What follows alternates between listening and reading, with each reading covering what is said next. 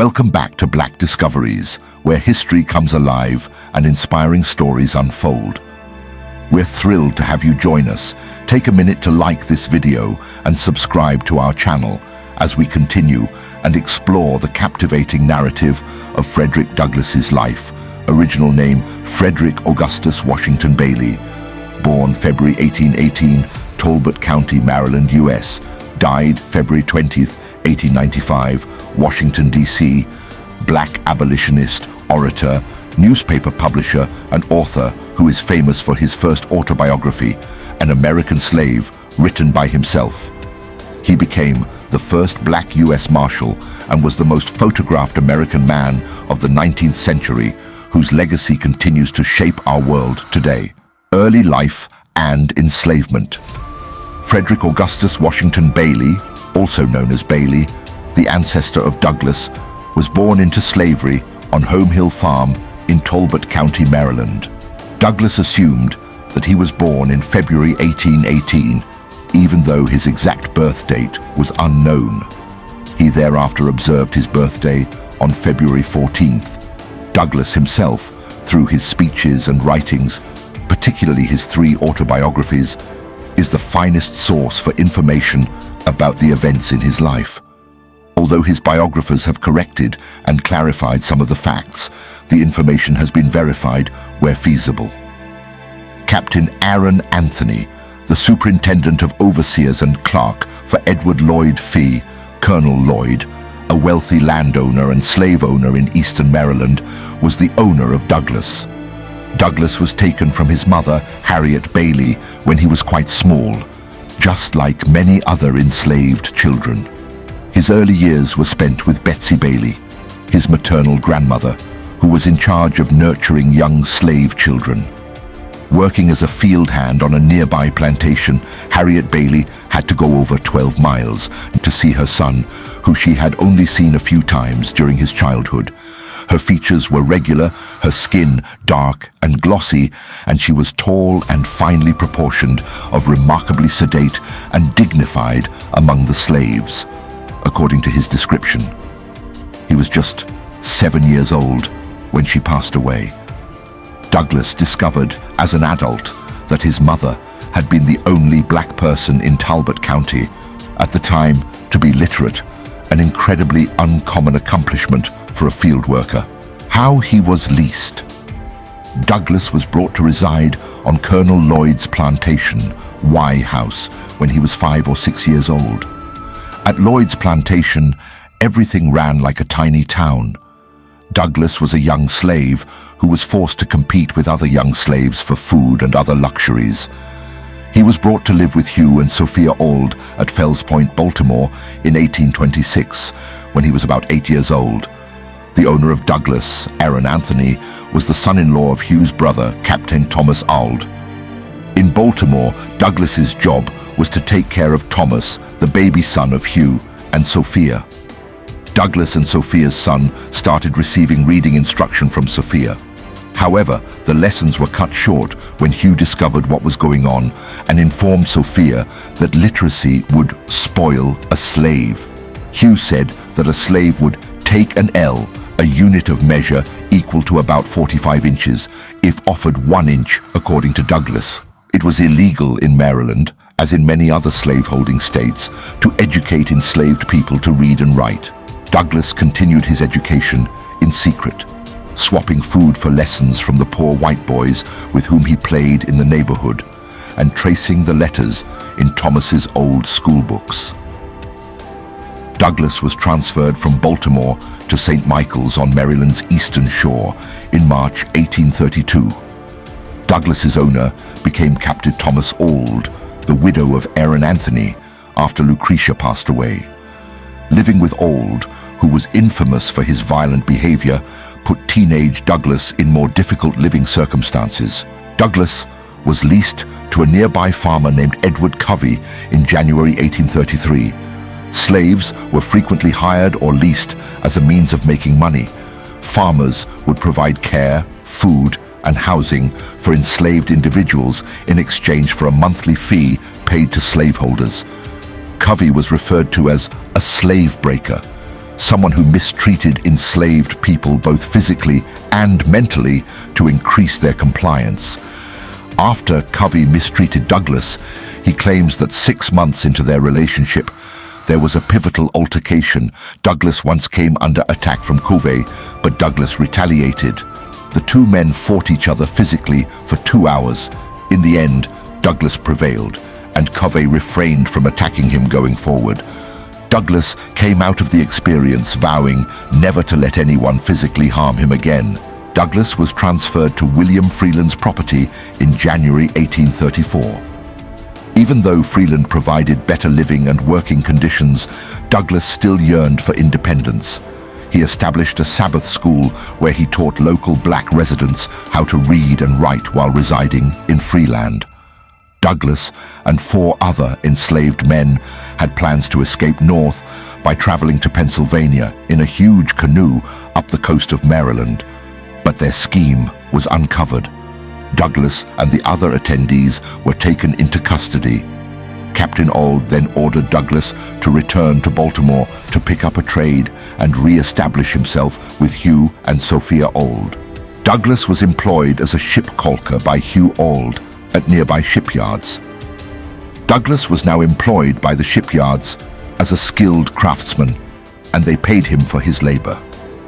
After that, he would give Auld his money, and the latter would give Douglass a tiny portion of his earnings.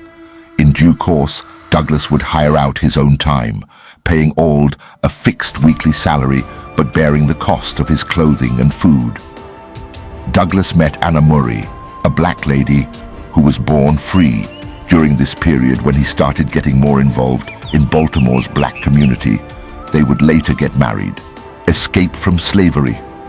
Douglass had free rein to go around Baltimore, but that ended on a Saturday night when he chose to forego paying Auld his weekly rent in order to attend a religious gathering outside of the city. When Douglass came back the next Monday, Auld had threatened him. Following that experience, Douglass made up his mind to break free from his bondage. In September 1838, he made his getaway by posing as a sailor and taking a train from Baltimore to Wilmington, Delaware. From there, he continued on to Philadelphia via steamboat and then took a rail to New York City. In the 19th century, documents providing them protection under the American flag were carried by black seamen. With the assistance of Anna, who, according to family legend, had sold her feather bed to help pay his travel, Douglass used similar credentials to secure his passage north. How Frederick Douglass became an abolitionist. It was risky for enslaved people trying to escape to New York City. Many slave catchers came to the city in an attempt to find the escaped slaves. Both black and white residents of the area were eager to report anyone attempting to flee slavery to the police in exchange for cash. Douglass, who was still months away from taking on that name, changed his name from Frederick Bailey to Frederick Johnson for his own safety. Douglass found protection through a fortuitous encounter with black abolitionist David Ruggles. A few days later, Anna arrived in New York, and the Reverend J.W.C. Pennington officiated their marriage. Around 1844, the couple swiftly departed New York City for New Bedford, Massachusetts, on Ruggles's advice. Ruggles had concluded that Douglass would have the best opportunity of finding employment as a ship caulker in New Bedford's maritime sector. The pair resided in New Bedford with Nathan and Polly Johnson, a black married couple from the area. Douglass made the decision to rename himself, since the Johnson surname was common among New Bedford families. Inspired by the name of an exiled lord in Sir Walter Scott's The Lady of the Lake, Nathan Johnson proposed the name Douglass. For the first time since he was set free, Frederick Douglass received money. Douglass had prior work experience, but in New Bedford, racial prejudice kept him from working as a ship caulker. White caulkers wouldn't work with black caulkers. Douglass consequently worked as an ordinary laborer during his first several years in Massachusetts. Around 1847, Douglass read a lot and continued to do so into adulthood. He took a copy of the Columbian Orator with him when he fled to New York. he came onto the Liberator, William Lloyd Garrison's abolitionist publication in New Bedford. Douglass was so moved by it that he went to a Massachusetts Anti-Slavery Society meeting in the summer of 1841, held on Nantucket. Abolitionist William C. Coffin asked Douglass to speak to the entire group at the gathering after hearing him speak in New Bedford. The audience applauded Douglass's spontaneous statement, and they decided to hire him as an agent for the organization. Douglass toured the nation as an agent of the American Anti-Slavery Society and the Massachusetts Anti-Slavery Society, pushing for abolition and the group's goals. He often recounted his personal experiences of being a slave, as did other individuals who had managed to escape such conditions.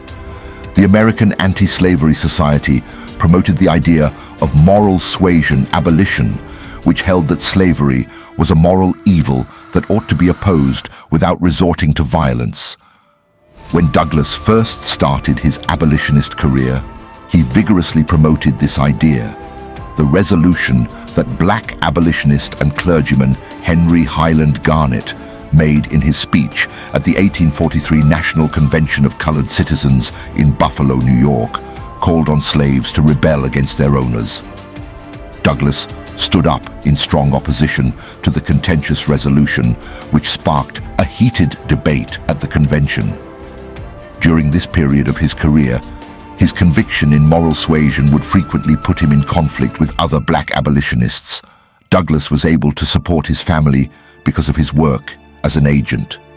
5 children were born to him and Anna: Frederick Jr., born 1842, Charles, born 1844, Annie, born 1849, Louis, born 1840, and Rosetta, born 1839.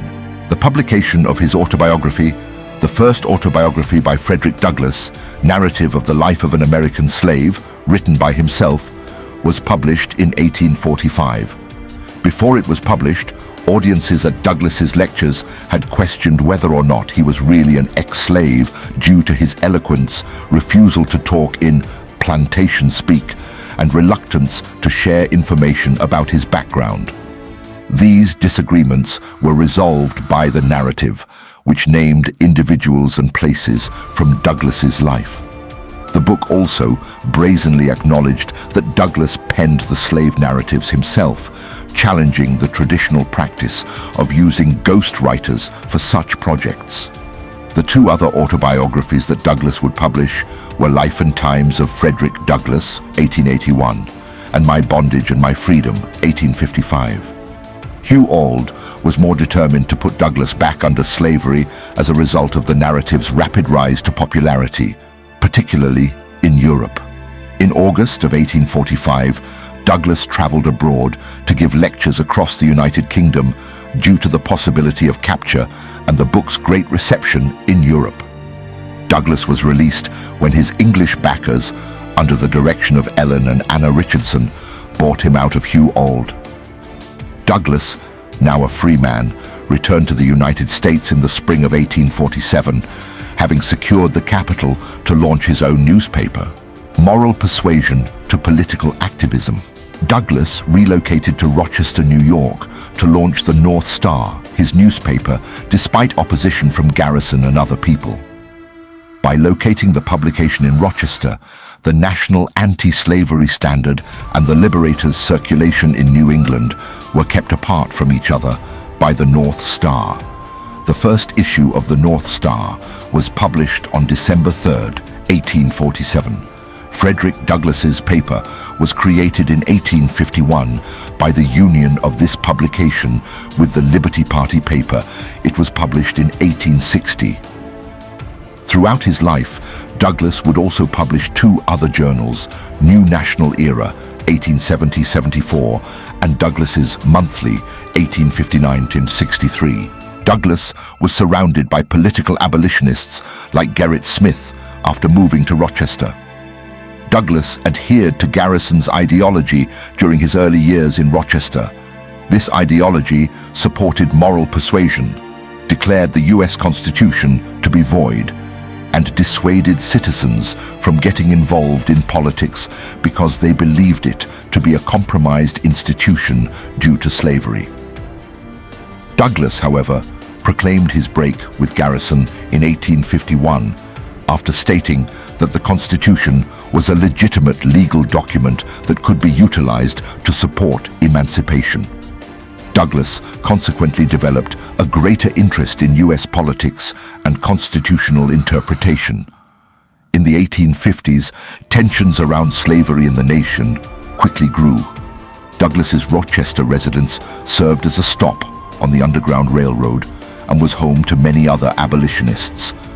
Douglass and abolitionist John Brown met at a Pennsylvania quarry in 1859 in Chambersburg. In an attempt to spark a widespread slave insurrection, Brown asked Douglass to take part in the planned raid on the federal arsenal in Harper's Ferry, Virginia, now in West Virginia. Douglass turned down the offer. Douglass learned that he would likely be arrested as an accomplice by the authorities soon after the raid, which took place on October 16th.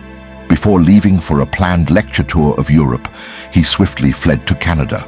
In April 1860, Douglass arrived home to find his youngest daughter, Annie, dead.